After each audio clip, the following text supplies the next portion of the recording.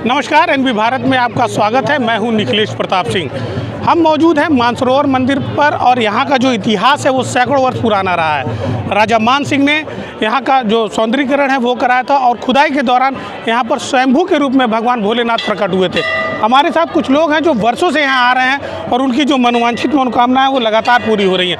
वकील साहब, इस मंदिर के बारे में क्या जानते हैं और कितना लगाव रहा है? ये राजा मान सिंह बनवाए थे और हमें ये जानकारी है कि राजा मान सिंह कवलदा एक पोखरा भी बनवाए थे, सुरंग टाइप का, जिसमें वह और उनकी पत्नी नहाने भी जाती थी और आती थी। करीब 50 वर्षों से हम मानसरोवर मंदिर आ रहे हैं और यहाँ पूजा पाठ करते हैं हम। भैया, जो मंदिर है ये कितना पुराना है, इसके बारे में आप लोग क्या जानते हैं? देखिए, हम लोग तो जब से जानते हैं तो 40 साल से यहीं हैं, लेकिन इतना जानते हैं कि जो अन्य बुजुर्ग जिनको मैं सैकड़ों साल मैंने अपने 40 साल के उस उम्र में शुरू में जब से मैं देखा, उन लोगों को भी नहीं पता, वो भी बताते हैं बहुत पुराना प्राचीन है, उनको भी याद नहीं है। और इसको जहाँ तक है कि थारू राजा मान सिंह के द्वारा यह मंदिर बनवाया गया था। थारू राजा मान सिंह नाथ संप्रदाय से भी इस मंदिर का काफ़ी जुड़ा। नाथ संप्रदाय का संबंध जहाँ तक मैं जानता हूँ, जो पूर्वज बताते आए हैं उनके माध्यम से यही हमको मालूम हुआ कि यहाँ पे गुरु गोरक्षनाथ जी महाराज जब गोरखपुर में कदम रखे तो एक रात्रि यहाँ पे विश्राम किए थे और रात्रि विश्राम के बाद गुरु गोरक्षनाथ में जाके उन्होंने धूनी रमाया। उसी समय से यहाँ से नाथ संप्रदाय का आना जाना संबंध लगा हुआ है। अच्छा, तमाम जो जैसे शिवरात्रि, सावन और सब जो पर्व पड़ते हैं, बहुत भीड़ होती है, कहाँ से लोग आते हैं? बहुत दूर दूर से आते हैं। हमको है नहीं, हम तो बचपन से यहीं रह गए, तुम देखते हैं कहाँ से लोगों का। अब तो मैंने अब इधर विगत कुछ वर्षों से तो इतनी इसकी वो हो गई है कि ख्याति हो गई। पूज्य योगी आदित्यनाथ जी महाराज के समय से और का उसके पहले अवैधनाथ जी महाराज के समय से धीरे धीरे लोगों का इतना प्रचार प्रसार हो गया। एक बीच में एक समय ऐसा था कि ये इतना जीर्ण शीर्ण अवस्था में हो गया था कि लोगों का मैंने पूजा पाठ तो खूब चलता था क्योंकि पुरानी आस्था थी, लेकिन लोगों का धीरे धीरे मोह भंग हो गया था और इतना गंदगी का आलम था। यहाँ टूट फूट गया था, तो पोखरा तमाम अतिक्रमण लोगों का चारों तरफ से कब्जा होता था।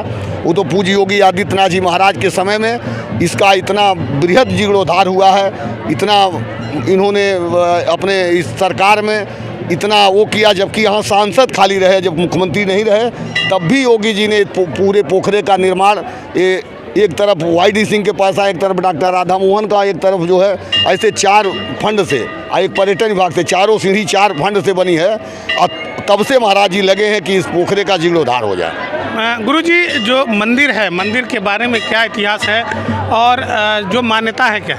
देखिए, ये तो चारों युगों में इसका ख्याति आता है, चाहे शिव पुराण हो। देखिए, यहाँ मंदिर हर युगों में इसका काल अंतर है। लोगों ने जैसे आज काल समय आया, काल में लोगों ने जीर्णोद्धार किया, उनके नाम से अग्रसर होता गया। कभी राजा मान सिंह भी इसका जीर्णोद्धार किया है, उनके नाम से ख्याति प्राप्त होगी। अब मान लीजिए आने वाले दिन में जब से पूजनीय योगी आदित्यनाथ महाराज जी ने मुख्यमंत्री पद का संभाले हैं, तब से मंदिरों का जीर्णोद्धार हो रहा है। तो आने वाले पीढ़ी यही लोग सोचेंगे कि योगी जी और मोदी जी ने ही मंदिरों का जीर्णोद्धार कराया था।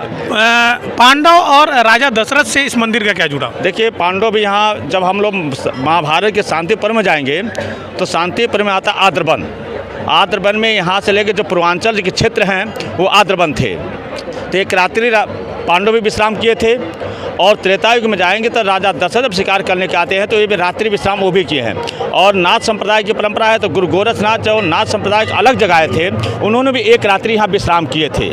तो इस तरह से जब हम पूरे इतिहास को समझते हैं तो पता चलता मानसरोवर मंदिर जो है वो चारों युगों में इसकी ख्याति थी। और जो इतने भी लोग आए, जिनकी जो भी ख्याति से कामना थी, उस कामना को उन्होंने पूर्ण किया। पांडव भी जब विश्राम किए थे तो उन्होंने कहा कि हमको राज्य मिल जाए, उनको भी राज्य मिला। राजा दशरथ भी कामना थी हमको पुत्र की प्राप्ति, पुत्र की प्राप्ति हो गई। इसी तरह जो भी आज भी कलयुग में जो लोग सच्चे मन से जिस संकल्प के अनुसार पूजा करते हैं, उनकी मनोकामना पूर्ण होती है। आज महाशिवरात्रि है, कितना फलदायी है? देखिए, आज महाशिवरात्रि का पर्व है, अति सुंदर पर्व है, क्योंकि त्रयोदशी के दिन, फागुन कृष्ण पक्ष त्रयोदशी के दिन भगवान शिव और माता पार्वती का विवाह का विवंचन हुआ था। इसीलिए इसका नाम पड़ेगा शिवरात्रि।